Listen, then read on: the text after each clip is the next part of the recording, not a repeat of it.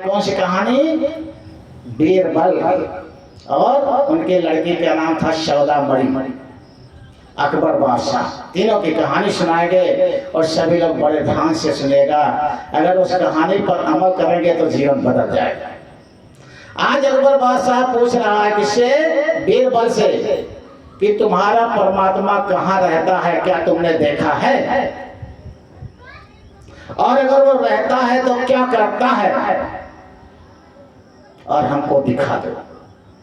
3 सवाल किया था अकबर बादशाह बीरबल से कि तुम्हारा परमात्मा कहाँ रहता है, क्या तुमने उसको देखा है? देखा है तो हमें दिखा दीजिए, और कहाँ रहता है तो क्या करता है? बीरबल घबरा गए। बीरबल सोचने लगे ये तो बड़ा गजब प्रश्न कर लिया है, अभी कैसे इसका जवाब दे। लेकिन बीरबल की लड़की थी, वो हर प्रश्नों का जवाब देती थी। जितना प्रश्न उसके पास होता था सबका जवाब वो देती थी। उसका नाम था सौदामणि। बीरबल जब घबराया तो अपने घर जब पहुंचा तो सौदामणि से जाकर के कहा, जब दुखी होकर के पहुंचा तो सौदामणि के पास गया। सौदामणि ने पूछा कि पिताजी आप दुखी क्यों हो? कहीं भैया बादशाह ने ऐसा प्रश्न किया है जिसका जवाब ही मेरे पास नहीं, कहीं मैं तो हूँ, कहीं आप हैं पिताजी, लेकिन आप कैसे बताएंगे, बहुत कठिन प्रश्न है, कहीं मैं बताऊंगी। बताओ। कहीं वो पूछ रहा है परमात्मा कहाँ रहता है, क्या आपने देखा है, और परमात्मा क्या करता है और क्या नहीं करता है। लड़की कहीं मैं बताऊंगी। कहीं ठीक है, 1 हफ्ते का समय मैं लेकर के आया हूँ, तब तक विचार कर लो और उसके बाद बताना पड़ेगा। अगर नहीं बताओगे तो मुझे मृत्युदंड मिलेगा। लड़की कहीं चलो। 1 हफ्ता पूरा हुआ और बीरबल अपने लड़की को साथ में लेकर के गए अकबर बादशाह के पास। जब पहुंचे, बीरबल हमारे प्रश्न का उत्तर देंगे। हुजूर सरकार, हमारी बेटी सौदामणि आपके प्रश्न का उत्तर देंगी। वो जाकर के इसे बादशाह के सामने खड़ी हुई। बादशाह पूछे आप हमारे प्रश्न का उत्तर देगी? कहीं हाँ। कहीं बताओ परमात्मा कहाँ रहता है? सौदामणि ने कहा, क्या कहा? कौन नालायक तुम्हें बादशाह बना दिया है? सौदामणि कहा, कौन नालायक तुम्हें बादशाह बना दिया है?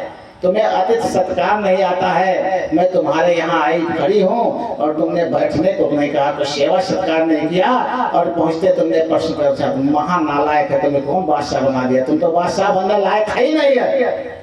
अब बादशाह डरा कि ये लड़की अभी कुछ उल्टा सीधा बोल देगी, तो उसने तुरंत अपने भंडारी को बुलाया, कहा भाई दूध लाओ, कुछ खिलाओ पिलाओ बच्ची को, गलती तो हमारी ही है, हमारे यहाँ कोई आया है तो उसका सम्मान करना चाहिए, पहले प्रश्न नहीं पूछना चाहिए। अब भंडारी दौड़ करके गया, एक चांदी के कटोरे में 1 कटोरा दूध भर करके लाया और गर्म करके साढ़ीदार दूध लेकर के आया और सौदामणि को दे दिया। कहा बैठो बेटी और इस दूध को पी लो पहले। तो दूध पिया नहीं उसने, वो दूध को लेकर के और ऐसे अंगुली से हिलाने लगे। काफी देर दूध तक हिलाते रही, काफी हिलाती रही, काफी हिलाती रही।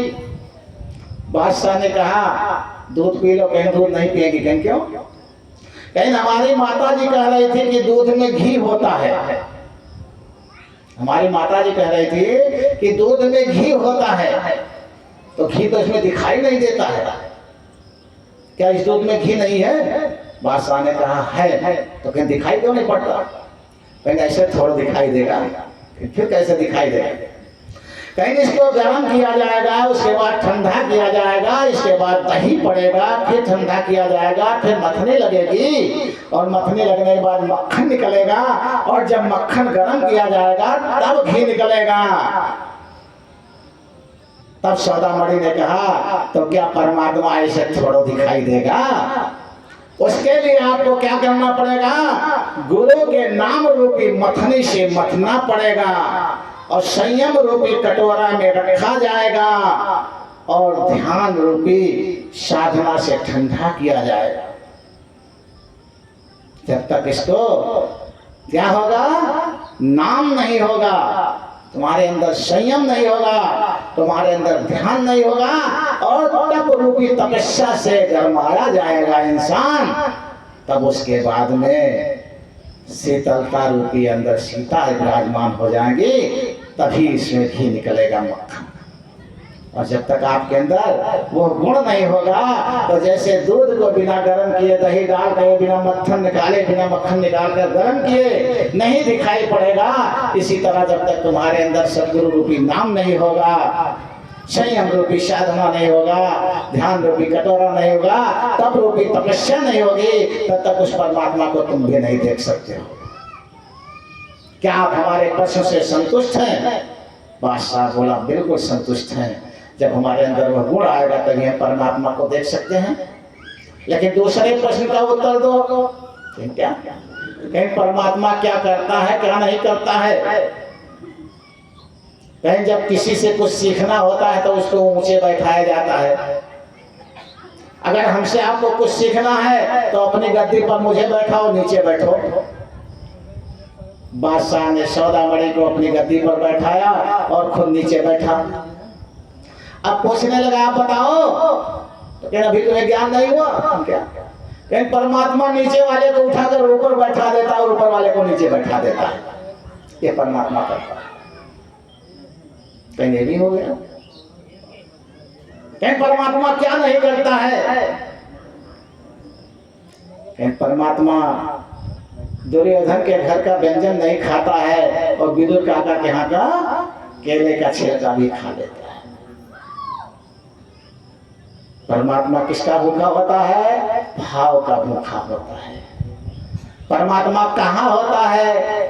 परमात्मा दीन दुखियों के हृदय में बसा होता है, संत महात्माओं के हृदय में बसा होता है। जिसकी पवित्र आत्मा होती है उसके हृदय में परमात्मा का वास हो जाता है। अब सब लोग कहेंगे दीन दुखियों के हृदय में क्यों बसा होता है? जब हम दुखी होते हैं तो परमात्मा हमें तुरंत याद आ जाता है। भोजना नहीं पड़ता, कुछ करना नहीं पड़ता है। जैसे हमें जो खाएगा, हे प्रभु बचा लो, इस संकट से बचा लो, तो परमात्मा दीन दुखियों के हृदय में होता है। इसलिए परमात्मा को खोजने की जरूरत नहीं है। आप भी परमात्मा को पा सकते हो। परमात्मा के लिए दुखी होकर के तो देखो, लेकिन दुखी भी होंगे तो धन दौलत के लिए दुखी होंगे, संपत्ति के लिए दुखी होंगे, बीवी बच्चे के लिए दुखी होंगे। परमात्मा के लिए कोई शूरवीर बिरला ही दुखी होता है, और जो परमात्मा के लिए दुखी होता है उसको पाने में शंका नहीं होता है। इसीलिए सभी लोगों से कहते हैं कि परमात्मा के लिए दुखी होकर के देखो, परमात्मा मिलने के लिए तैयार हो, तुम्हें खोज रहा है, कोई मुझे याद करे मैं तुरंत पहुंचूं। एक बार बोला आनंद कंद भगवान की।